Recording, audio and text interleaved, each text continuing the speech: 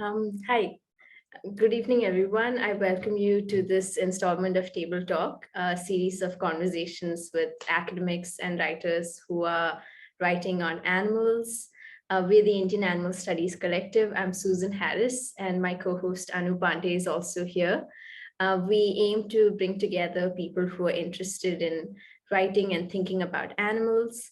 And today we have with us Andrea Petitt, and we're going to be discussing her wonderful essay, Conceptualizing the Multispecies Triad toward a Multispecies Intersectionality. Please feel free to ask questions at any point. Just simply unmute yourself or raise your hand or put your question or comment in the chat. It's just a conversation. So I thought, Andrea, thanks again for accepting our invitation. And I thought maybe we could begin the conversation by talking about the multi-species triad itself, and why do you think the species component of that is important, and how did you arrive at the triangulation of it all? Thank you. First, thank you so much for inviting me. I'm thrilled to be here and to make these connections. Yes, thanks for that question. It's actually something that has been growing on me now when I look back. My first longer field work as a master's student in anthropology at University of Montreal, I went to look at gendered work relations and human-animal relations on a Canadian cattle ranch. And looking at how gender kind of played out in relation to other animals, the non-human animals, it became clear to me how different these gendered performances were and how different masculinities were drawn on and performed in relation to different species, as individuals, but also very much as groups.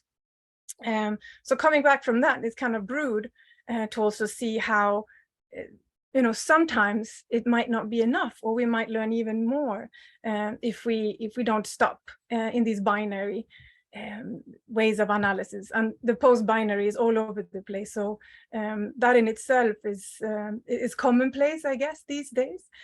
But I thought that looking beyond a triad, like I realized that had I looked only at the human-horse relation, I would have missed these important things.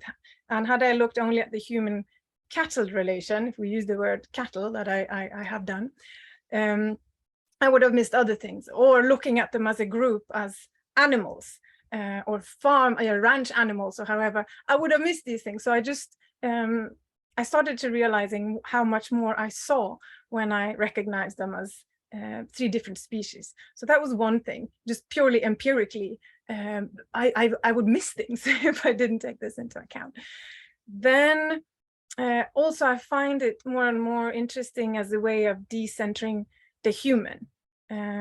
So when we talk about human, non-human relations, we do center the human. And in some regard, I realized that we, to some extent, always have to, because we are human and we cannot get away from that, and we write the papers. But as in terms of analytical importance in our analysis and theorizing, we can strive towards decentering, even if it might be hard to get there.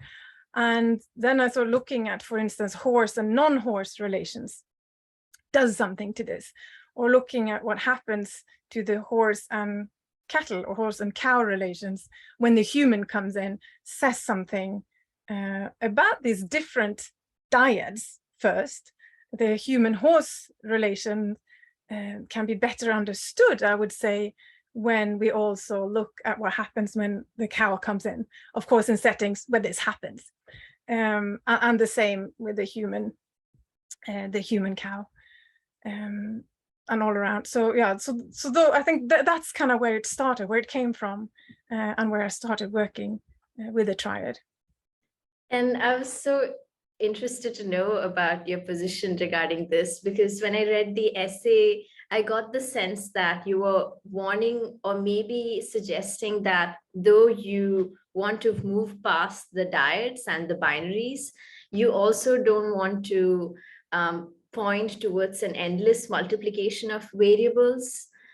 So, So is there a limitation that you have in place? Do you think that is necessary for the ethnographer or the scholar who's trying to understand these relations? Because I can totally see somebody arguing that, then we have to consider the horse's relation to maybe something else or another species, or maybe what about the horse in relation to the insects that he or she is warding off constantly? Absolutely, yes. Thank you for that comment. For sure, and I've asked myself that too while writing. And I think there's absolutely limitation to this practically, if not the least. And I think in one way we're dealing with a possible critique here that is kind of akin to what potentially all intersectional studies have to deal with at some point, because we do kind of start somewhere. We do limit somewhere, or will never be done, or it might be spread so thin that we have a hard time saying anything, perhaps. So the way that I personally work with that, there are probably many other very valid ways of doing it, but for me, I try to be transparent about that. I start with like an interest, an empiric and an analytical interest and pertinence. So for instance, both when if we take my fieldwork in Botswana as an example, I went out and I knew I was interested in gender relations, human gender relations. And I knew I was interested in humans' relations to cattle. Once I was in the field, I realized there's no way I can talk about this and not also talk about ethnicity, race, and class, for example. And of course, there are more things you could talk about, but I tried to kind of see what emerged out of the field with the eyes with which I came in, of course, but see which were then and there seemed to be like the most pertinent relations to look at. And in that sense, I try to do that when it comes to species as well. I am interested in horses and cows in relation to each other and to humans. So that's how I started out. So then, of course, that's what I see. For sure, if I wanted to do a study of what happens when mosquitoes come into the picture, humans start waving around, disturbing the horses, or sending signals to the cows that they weren't intending, of course, that could be done. But that didn't really play into the larger picture that I was trying to understand. So I think for me, as a way of grappling with this impossible limiting of what to do in one research project, one field work, or one paper even, or book, it starts with empiric and analytical interest, and also not knowledge to start with. It's easier for me to read horses and cattle and humans than it is to read the eagles or the red-tailed hawks that were also around. So they tend to come more alive analytically. And I was also wondering, when toward the end of the essay, you said something about focusing on the virus or the plants. And I was thinking, when, especially, at least I struggle with this when studying human-animal relations, this impulse to focus on the animal because the animal may be oppressed, or the animal is already categorized as the oppressed, which would then push away perhaps other species, such as, viruses or entire categories of plants. So I was thinking, what then is the ethical project? Is the ethical project for you then, in this frame of multi-species intersectionality, not already determined? Because when people talk about intersectionality, usually there is some kind of ethical project in place already. But when we're thinking, if we are to consider different foci such as plants or viruses, then is the ethical project decentering the human, or is it dependent on analytical interests or something else? Yes, thank you. I think you're right. That's the intersectionality theory stems from this tradition of looking at the multiple oppressions being larger than the sum, right? And I think that is interesting from a range of reasons. And I wouldn't say that I necessarily, to express myself a bit fuzzy, like looking for the most oppressed individuals or groups when I go out into fieldwork, but looking at how this dynamic of intersectionality, of different kinds of relations that are shot through with powers in different ways, shape different relations in different ways. So for example, here, one thing would be also to kind of try to understand further and start from the point of view that we actually might not know when we go out how these oppressions work. It's clear that cattle as a species and as a group on these ranchers would be, if we use that language, oppressed by humans. We know that. So I want to try to look further than that and see, well, how does that, in combination with the other relations then and power relations, shape their interactions, experiences, and lives. And that's where I find the intersectionality of the non-human animals valuable for what I was trying to see, in that seeing that if I look at how the bulls live, and if I look at how the cows live, and if I look at how the calves live and what happened to them, it's very, very different. And one point, yes, it would make it possible to say that, aha, the calves, or particularly maybe the male calves here, are the most oppressed and the ones that have the most terrible experiences.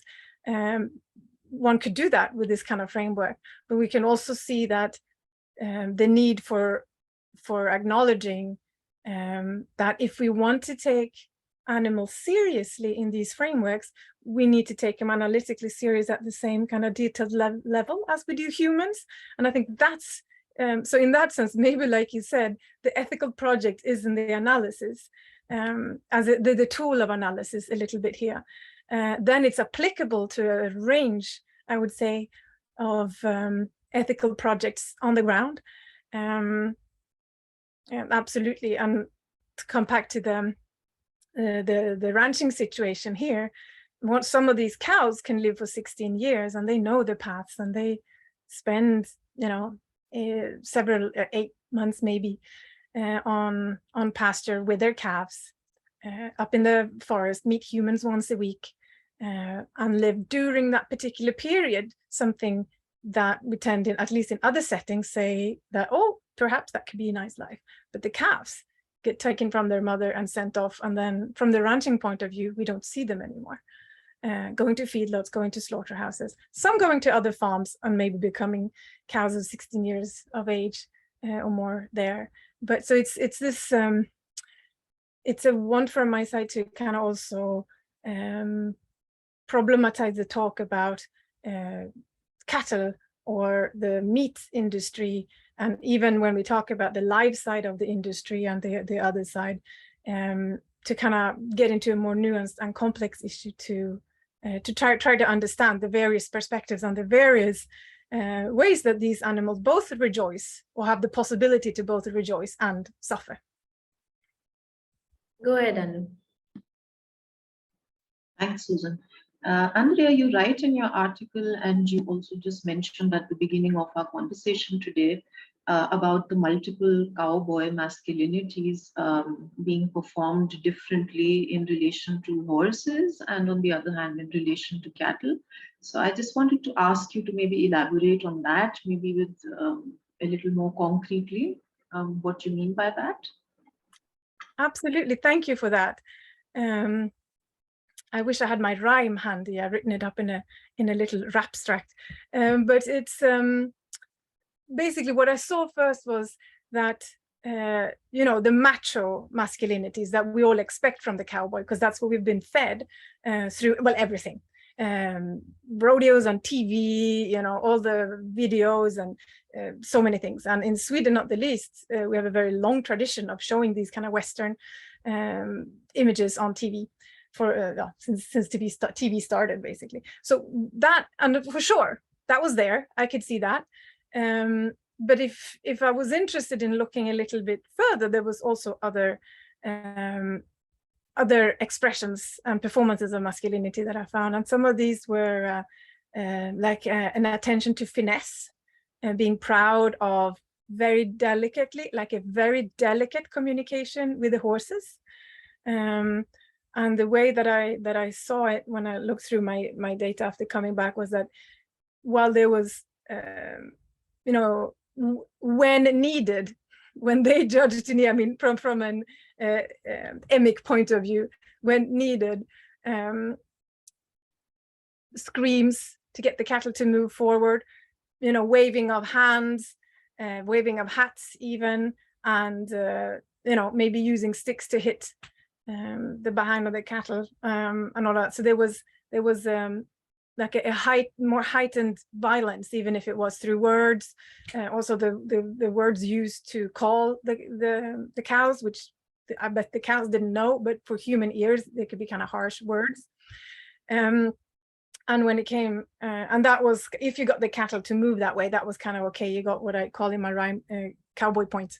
But when it came to horses, if someone would do that in a similar situation with horses, that was not okay. With the horse, the striving and the pride was to be very, very delicate, and move with very light hands, for instance. So there with the smooth communication and the finesse, what was part of those, that was also very seen as like a very cowboy way, and the sign of a good cowboy versus a bad cowboy, or a poor cow, or even a cowboy at all. The cowboy is such an epithet, you have to kind of earn it. You can be employed, hired as one, but you also have to earn it. So those are some of these things. Now, what I thought was interesting is I realized how this is also, like we always learn as ethnographers. That was my first field work when I went there to one of the larger ranches in BC in 2009. And when I came back to Colorado cattle ranching, came to Colorado cattle ranching 2019, and I spent a whole year on the same farm instead of just 6 weeks during calving season. I myself became more attuned to the human communication, and then I could see that even though I could still maybe perceive this kind of distance in the way you talk and relate to the two species, I had to qualify that a bit, because once I could see the human strive of also communicating in a delicate and quiet way with the cows, I had a different information which I was not able to take in first time I came, because there was so much to take in. So it's been a development of also what I see, but I can still say that it's that kind of holds, but there's now 10 years later almost, I'd say there's more to it. I wanted to know about, when I spent time around horses and people with horses, they had all these ways to talk about horses and all these, and they also use the word you just used. They would talk about being attuned to the horse's body, attuned to the horse's being, and so on. And it seemed that the more time I spent with them, I could learn more about the different ways that people talk about horses and how thick or deep that relationship is.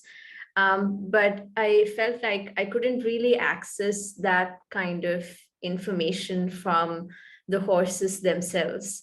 So it seemed that the relationship is deep from the human side.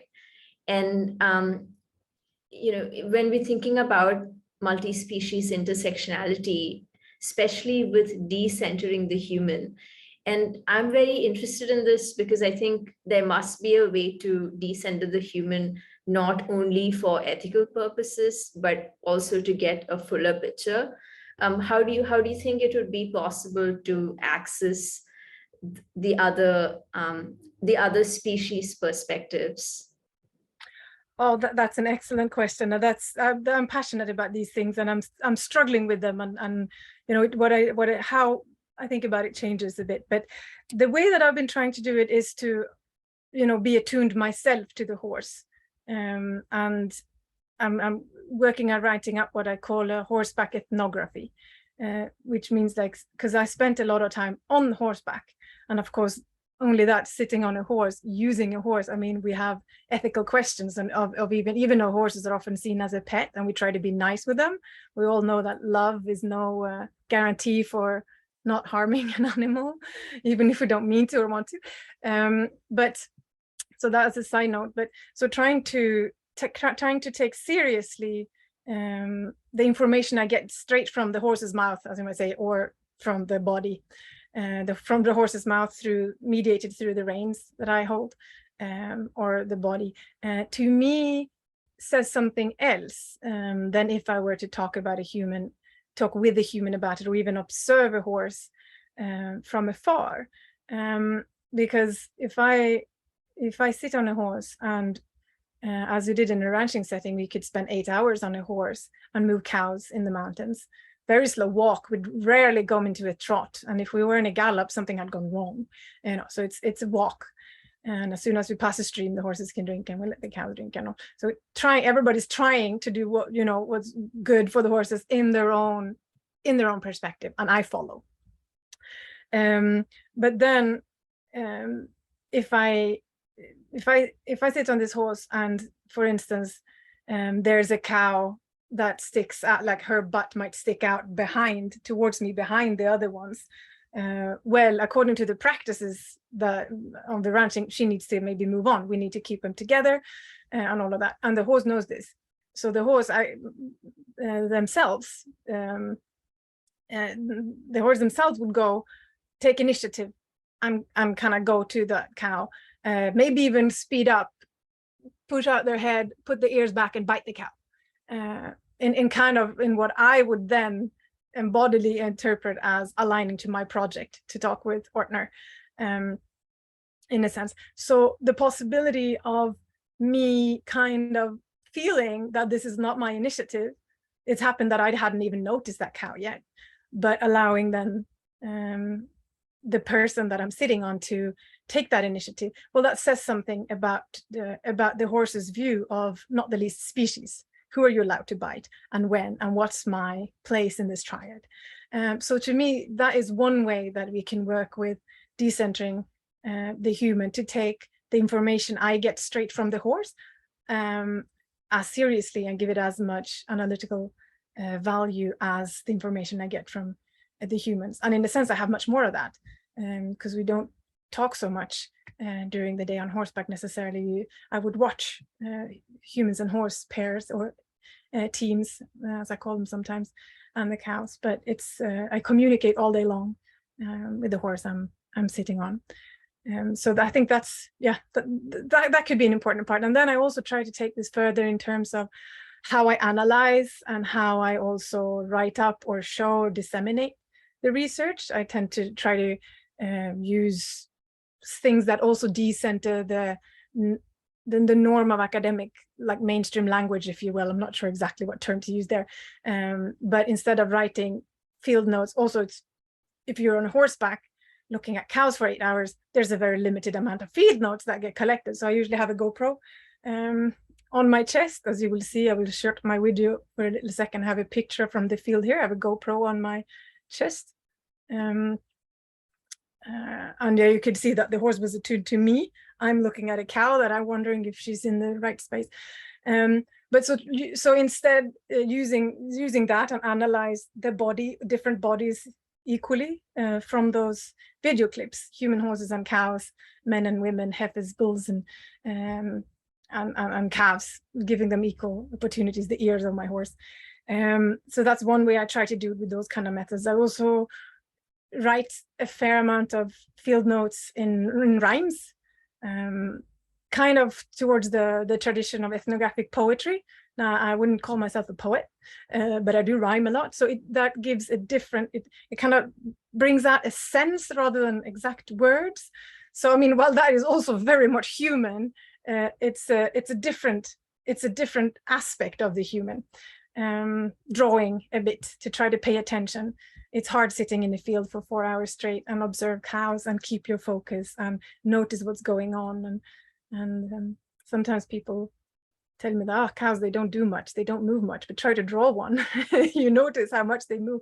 So I'm trying to use these kind of methods to be attuned to, rather than decentering, I center the animals in a sense. There are some other ways that I try to do this. Go on, Anu. This is an aspect, Andrea, that I had also been thinking about while reading your article, where you talk about the category horse and non-horse to replace something like human, non-human. And I was also wondering, how does one ensure that one is not just paying lip service, so to speak, to the whole project of decentering the human by using such a category, given that we have our limitations. We can deduce certain things, we can understand certain things, we can build up a communication with the horse through tactile methods, for example, when you're riding the horse. And I guess both species can communicate with each other in this way. But still, isn't there always like this risk of anthropomorphizing when we understand what the horse just said or what the horse conveyed to us? And how does one sidestep that, so that, you know, it's really the horse's take on the power equation at play there, and not our projection of what the horse thinks? Thank you. Yeah, that is such a tricky issue. And I think that there's no way of really, like, I'm trying to avoid to speak for the horse. So I think what the decentering, like using the triad as a way to decenter, to see the horse and non-horse to start with, the way to avoid that maybe only being lip service would be to, well, then look at, you know, is if we look at the other horses that the horse in question has relations to, humans, maybe cows in the next pasture, or goats, or what do I know. So I think when it comes to analytical focus, I think we can do it. There, I think that we can go beyond the lip service by staying true to that practice. And then I think in regards to, you know, not be anthropomorphize the horse or the cow, for example, it is tricky. But I think intersectionality teaches us there that we tend to do that with humans too. You know, I can't pretend to understand a woman of my age in rural Botswana, for example. So when she does something, or even says something in words that I understand, I'm anthropomorphizing her in a sense. Well, I mean, that's the wrong word in that setting, of course, but there's always an element of taking for granted. There's always an element of saying, oh, we're the same, or I understand your expressions because of my own experience. And I'm kind of exploring the idea that to some extent, it can always be, I don't know if I want to say true, but useful. And to some extent, it can always be misleading, because how similar do our bodies and minds need to be to think that we understand the other? I mean, I have a hard time understanding my identical twin sometimes, and as a joke, as an extreme example. But to go from there and say, well, you know, if we know from intersectionality theory that, and gender theory, that we can't take for granted that men and women, for example, have similar experience, and we can go to culture, we can go to race, we can go to species, and I think it's by trying to pay attention to those differences that we get a little bit closer. It's by acknowledging that we can actually not, that we can get closer to understanding something there. So I think, yeah, and I think in the same way that in all intersectional analysis and maybe anthropology and ethnography at large, when you go into a different human culture, acknowledging that we actually don't really know what's going on, and increasingly so throughout fieldwork, well as and John Hartigan talks about this, I think in his book Shaving the Beasts as well, when he uses ethnography to look at horses. That there is a certain amount of knowing, of knowledge building that we can do in relation to individuals with other bodies and minds and cultures. And there I'd like to point out the difference in different horse cultures. And I think that's also where this multi-species intersectionality came to me from, was seeing how different it was to be a horse in different continents and different contexts, and not the least also how different it is to be a working cow horse to a dressage horse, for example. Even if you're in the same village or outside the same village in Sweden, we have a few working cow horses in Sweden, not many. So it's what's taken for granted to be a horse. So even if you know horses, if you've grown up with horses all your life, trying to understand a different horse from a different culture, I mean, and now we're talking about the horses culture and the human horse culture. That it's going to be, if not anthropomorphized, but equomorphized. I don't know how to say it, but it will be an element of taken for granted that we know something about the expressions of that individual because we know some similar. So I think, long and windy answer, I think we cannot never do like any of it, but that is also true for humans. So we just need to be careful about how we do it and keep asking ourselves that very question, I think. I don't know if that made much sense. That did actually, thank you so much. There is this category that one uses in literary animal studies quite a lot, of distinguishing between ontological anthropomorphism and epistemological, and kind of saying when the epistemological, there's no getting away from it. We can only experience the world through the eyes that we have, through the senses that we have, and these are human. But as long as we are aware of the fact that these are the limitations that we function under, that's a good starting point, instead of the ontological way of doing it. So this sounds like that to me, so it makes perfect sense. Thank you. And we also know that even horses have a hard time understanding other horses if they're from different cultures. They might not speak the same language. So I think we all across the world struggle with this in some sense.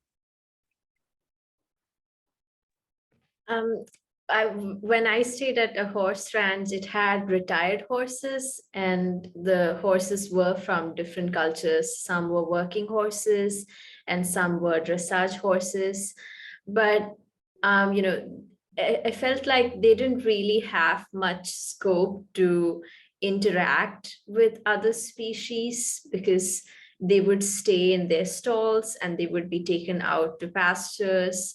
So when we're thinking about multi-species intersectionality, do you think, now when I've heard you talk, I'm wondering if it would be very useful at some points in a non-human animal's life, or in some specific situations or cultures more than others, because in a place where there's mostly just humans and horses, would maybe a barn cat moving through the horse stalls, which was the only other animal from any other species that I saw, would that be of analytical importance, or would multi-species intersectionality not have much weight there? Thank you. I think that would depend. I think I would need to go back to the analytical starting points and the empiric, analytical and empiric and ethical interest there. I mean, if you wanted to, there would always be gut bacteria to interrelate with the horse, and certainly some grass or hay if we want to be multi-species.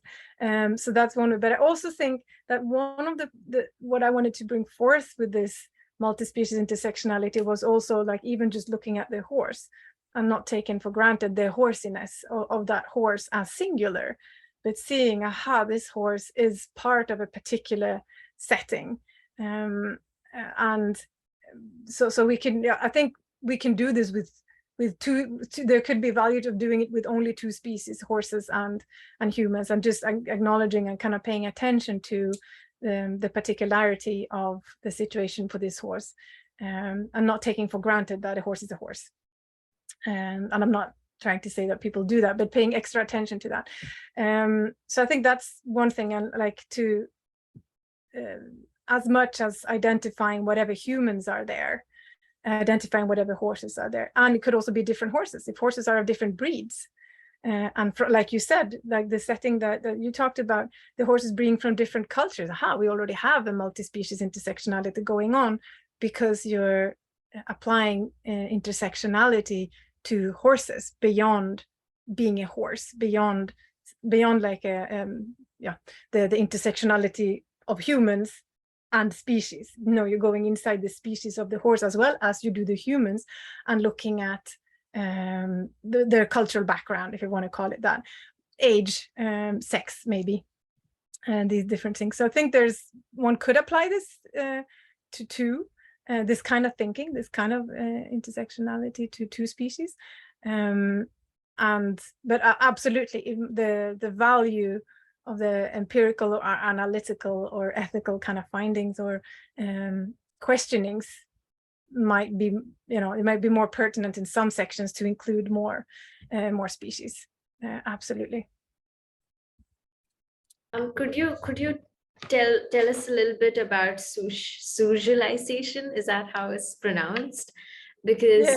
I thought that's when I really understood that the way, and please tell me if I'm wrong, the way using multi-species intersectionality in that species is not just a biological category, but it's also how it is socially constructed and how it's seen by humans and by other species.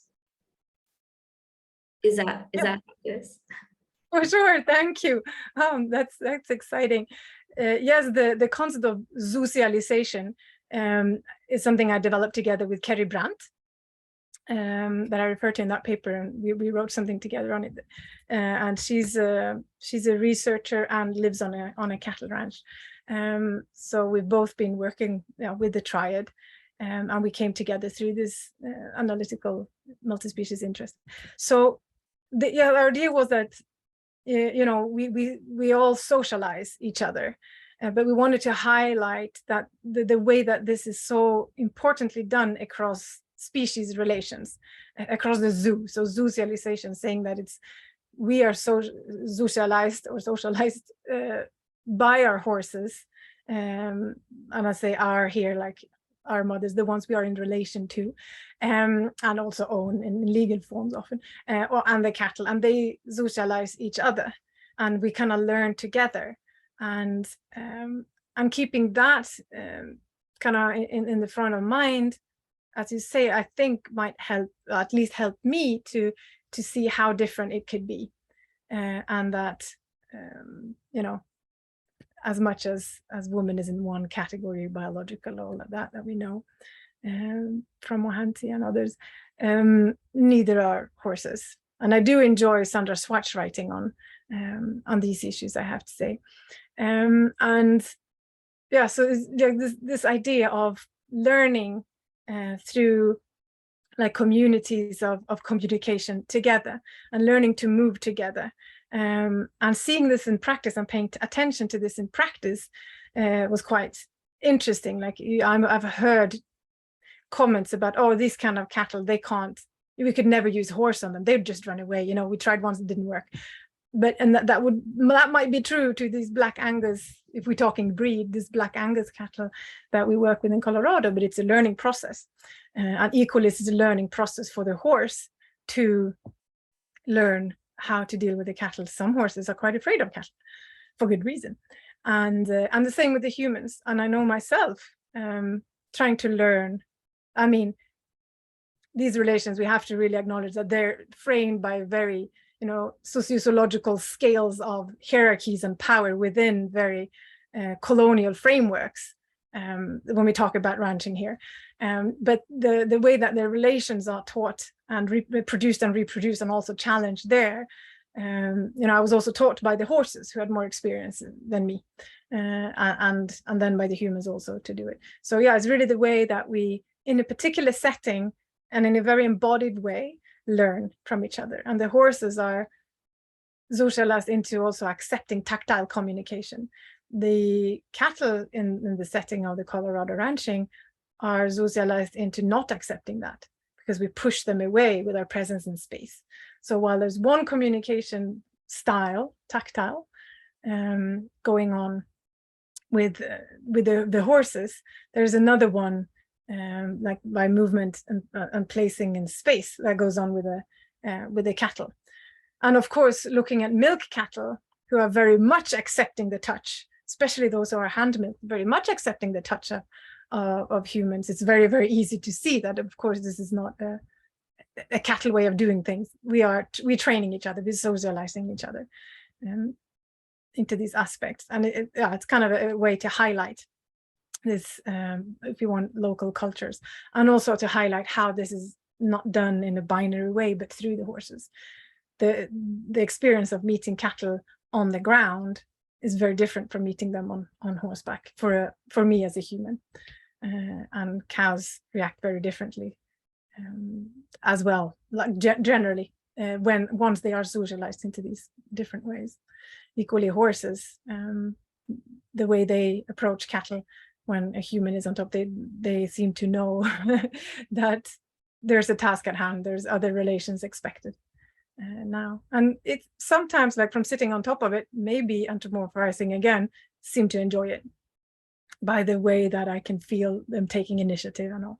I'm sure there's a discussion here about learned oppression and everything else, but there's this idea of doing it together, learning from each other in the triad.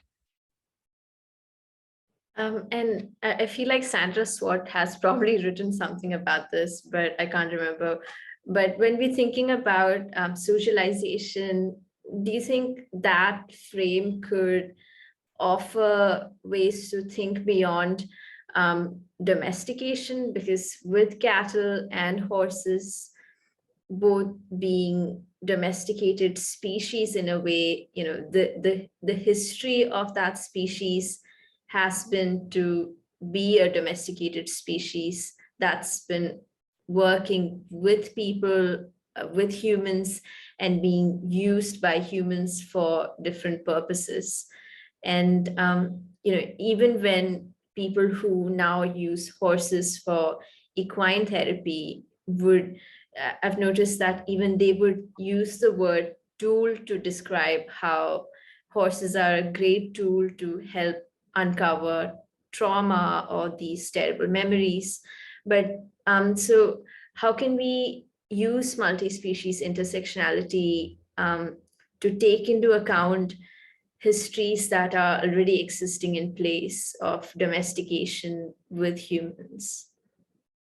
Thank you. Yes, I think there's a possibility, and that's also why I wanted to stick with intersectionality and not go to, for instance, assemblages, whereas I found it easier to keep the power relations and the historical power relation in the tradition of intersectionality as an analytical frame, because I think it plays into that, as it plays with the interplay of structures already in place, but then also what do people do with them. And here I come back to Ortner's valued project in my text and see, well, what happens if we apply that to animals as well? I mean, there is a frame in which they are born into within these, in these cases, very colonial species relations that are also gendered and raised.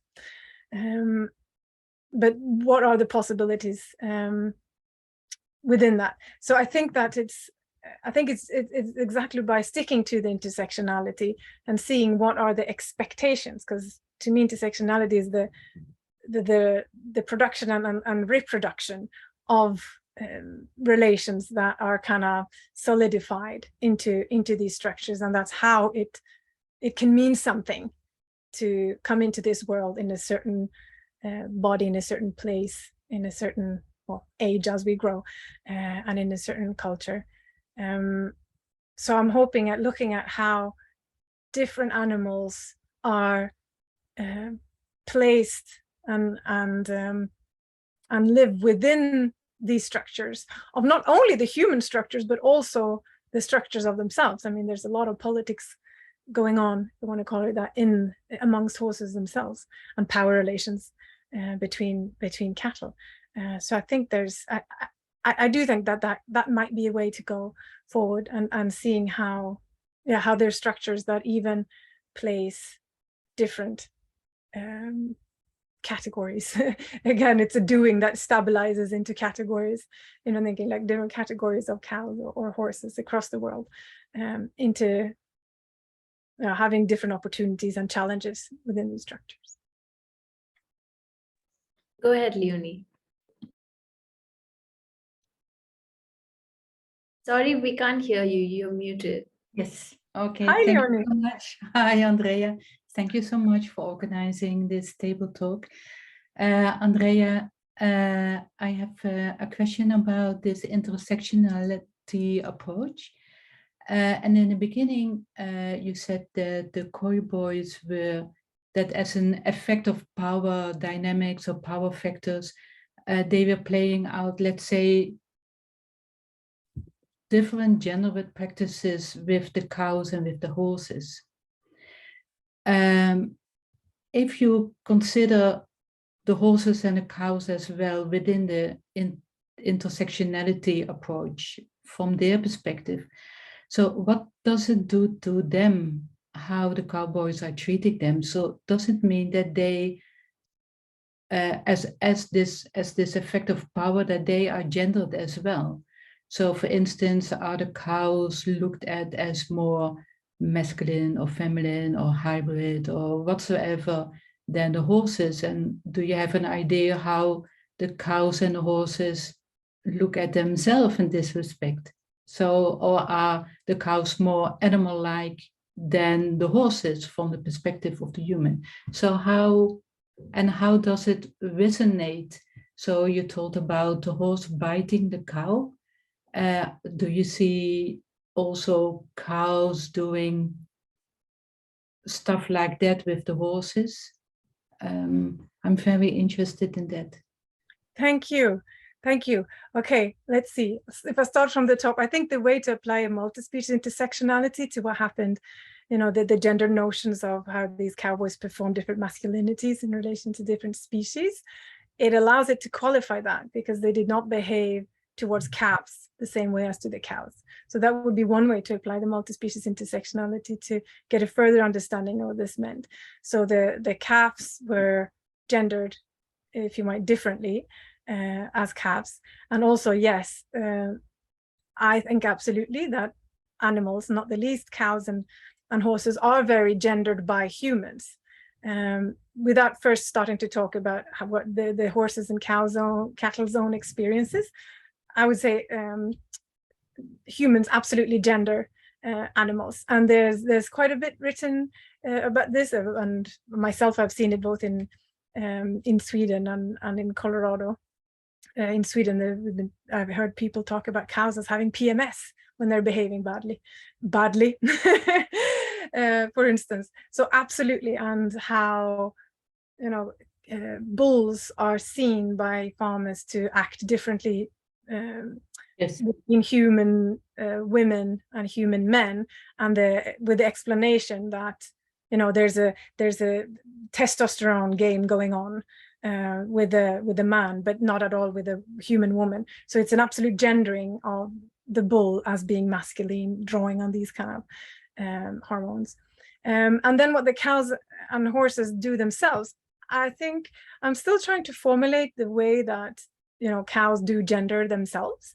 And then it depends here our definition of gender, but if we look at gender as the ways that individuals treat each other depending on their bodies and like the importance we pay to what we define as sexual organs and attributes, they do, because cows and bulls behave differently to each other than they do to cows behave differently sometimes to bulls and the other cows, and bulls as well.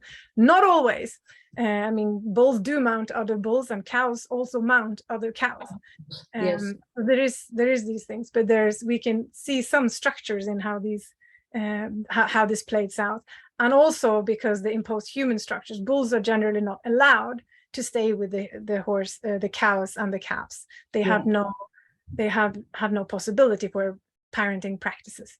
Yeah, and thank you. So what I'm also interested in is the relation between the let's say the power dynamics coming out when looking at in relation the cows with the horses. Absolutely, and it differs, I would say, from time to time. So again, drawing attention to intersectionality in terms of culture. I have a hard time using ethnicity as an expression of making cultural differences. I'm working on a formulation for that. But say if we say drawing on different cultures, there's a difference there where horses, I mean, this is also learned behavior, not just biology, are taught that they can bite cattle, any cattle. They can bite horses when humans are not around, and they can never bite humans. So I mean, they do species, I would say here, in a very social way. And then they do species in the way that they upkeep species, they do border work between species. Some horses, though, bite adult cows and bulls, but not calves. So horses can also make distinctions between like interspecies, like intersectionality, interspecies within a different species. And of course, horses will know their human friends from others. And although I have not researched this, there are many stories about how some horses are very, very careful with human youngsters on their back, but can be pretty rough with adults. So I would be pretty sure to say horses and cattle do these different categorizations and practice and do intersectionality, the multi-species intersectionality as well. But I think there's something I would want to, and I hope others also might want to look further into to find more examples of this. Yes, absolutely. Thank you. Go ahead, Renu. Thank you. I hope you can hear me. Hello? Yes. Yes. Hello. Yes, Andrea. So I have a doubt, which is like I don't know if this is right.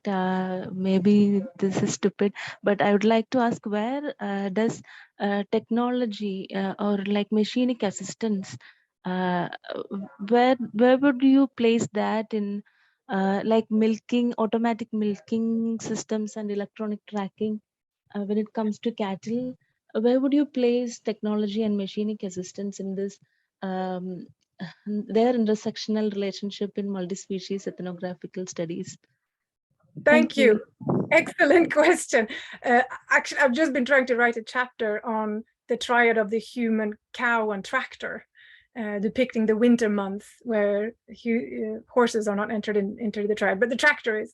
And I think it poses a challenge because since the tractor is not sentient in the same way, it's hard to kind of treat it the exact same way. But for analytical importance and for relations, we can see that cows respond to the tractor. So there, it absolutely has a mediating relation between the human and the cows, human and the cattle. So the tractor, for instance, can, I would say, enter in some sort of triad that has a significance with the human and the horse, the human and the cow, that has a significant impact on their interaction and potentially overall relation. So that's one. The milking machines, absolutely, and they have a very big importance in the socialization of the human-cow relationships. For instance, if you go from hand milking to milking with a machine to robot milking, drastically changes the dyadic human-cow relations. So I think there's absolutely a place for technology in this, and I think the quick answer would be I would place it a little bit everywhere, depending on the ethnographic setting, maybe, and the analytical interest from where we might want to start. But yes, absolutely, I think important. Thank you. Thank you, Andrea. I wanted to ask you about species and intersectionality, and about AFCO's critique of intersectionality, which is that we're still working with the same kind of colonial categories, and that, what we have to do, I think she calls it undisciplining or something. But I feel like with human animal relations, in a way, it's so hard to escape the category itself. So how do you think redefining species as more than a biological category is reappropriating the term the way to move forward? I'm not sure. For certain, it's not the only way forward. And I do think that there's a way of queering these categories. But at the same time, I think the way that I work with theorizing and theoretical frameworks is also what's useful to help me understand things, rather than saying what is true or not true. So this I found that has helped me explain and understand things, relations and interactions, in a way that I've found useful.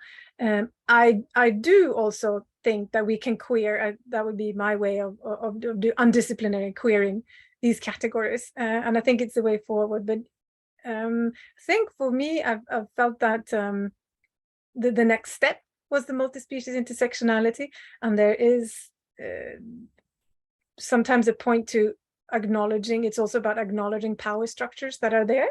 So my one fear with being totally undisciplined or totally queering would be to kind of play in, like to not pay attention to what's already there in terms of power structures. That said, I do toy around with ideas of the queering, because these categories are never complete. They're always challenged in different ways. So I think there would absolutely be important work done by undisciplining. And there's, I think, yes, there is the possibility that through any development of any framework, that, and not the least intersectionality, that that we do reproduce some patterns of thinking that might not always only be useful. But I think I risk that because I thought that this step for me was useful to see and understand more in what I was trying to grapple with. And I just have one last question, which is that because you use Radhika Govindarajan in the beginning of your essay, and you talk about her ethnography in the Himalayas, and her ethnography is very much an ethnography of human-animal relations. It's definitely as much about the humans as it is about the animals. And I was thinking about how important it is to keep the human itself in the category. If we are to decenter the human, should we leave out the human entirely? And I'm thinking about local cultures where that would be really hard to do, because in ranches where people are dependent on animals, it would simply be impossible to leave the humans out of the picture. So when we're thinking about decentering the human, but also wanting to recenter the animal, what do we do with the humans themselves? Is that necessary because we are dependent on animals for these different reasons, or is there another reason? Thank you. No, I think first I want to say I really enjoyed that book, and I was hoping to build on that a little bit. And so yeah, thank you for that book. But yes, I think if we are to take humans away, that to me that only makes sense if humans are not there, because with the power relations in place, we tend to have an impact when we are there. So we might miss out greatly if we don't take that into account at all. Now, there have, like I mentioned before, John Hartigan's study of horses, studying horses from afar that do not interact with humans more than whatever they can see from afar. you might still be able to use these frameworks to do that, moving anthropology beyond the human. I think that's possible and worthwhile, but I wouldn't say that it's a strive in itself to take away humans from all studies of animals. No, I certainly don't. I keep the human in because I work in empirical settings where the human is important. So I think there's space for both. Anu, please ask your question.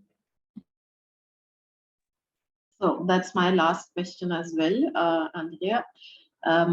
I was wondering, as an observer and as an intersectional researcher, how would one negotiate the multiple layers, the multiple intersects, the overarching structures that are there, as well as the very specifically local, when one is trying to make sense of a given multi-species situation? Where does one start? What should be the starting point? Does one go from the overarching to the specific, or the other way around? What makes better sense? Wow, that is a very, very good, a very difficult question in a sense. I have the feeling it varies. I think in some sense, coming into a new setting, it's hard it's hard maybe to be able to pick up on the specific, the really specific. So for sure, myself, I placed myself as a human when I came to the ranches. I did not try to, I mean, in some places I spent like weeks sitting 5 hours a day in the pasture with the cows, but I did not try to kind of take part in the cow practices. So I mean, I placed myself as a human, and as many other things in this intersectional positionality. So I think that's one way of grappling in, is doing that and be aware of how I'm met, and trying to eventually disentangle perhaps why I'm being met in different ways. I mean, in some relations, it's very clear that I'm met in a certain way because I'm human. Walking to a cow pasture, no one tries to relate to me as another cow. They might move away from me. So I'm very clearly human. Maybe on the hired all-male cowboy crew, I might get the sense that I'm treated in certain ways because I'm a woman, but it could also be because I'm new, or because I'm not paid. So there's different ways. I mean, I think that's where the long-term ethnography that I enjoy. I think it gives me the tools to kind of do both a little bit. And in that sense, I think I tend to, by necessity, I think, start with the overall structures, because that's what I appreciate, or I'm able to appreciate first. It's such a myriad of things coming at me, so I can maybe work down with the specifics later, and also see what's local. Some things I find it has helped me to do looking at the same triad on different continents and in different cultures, because then I might see what's local. I might not take for granted, aha, this is how a triad works, or like that. I can see what is local in a way that I would not have been able to do in Colorado had I not been in Botswana, Australia, Canada, or Sweden with the same triad. So I think there's, I think depending where we come from, we can start with the overarching or the particular if we're studying our own culture. I have the feeling that I often, when I go to a new place, have to start with the overarching and work my way into the specific. Thanks a lot, Andrea, for spending this hour with us. It was so great when I chanced on your essay, and it was so great to talk to you. Thanks for being so patient with our questions. Thanks. Oh, thank you. It's my pleasure. Absolutely. Thank you for having me. Bye, everyone. Bye.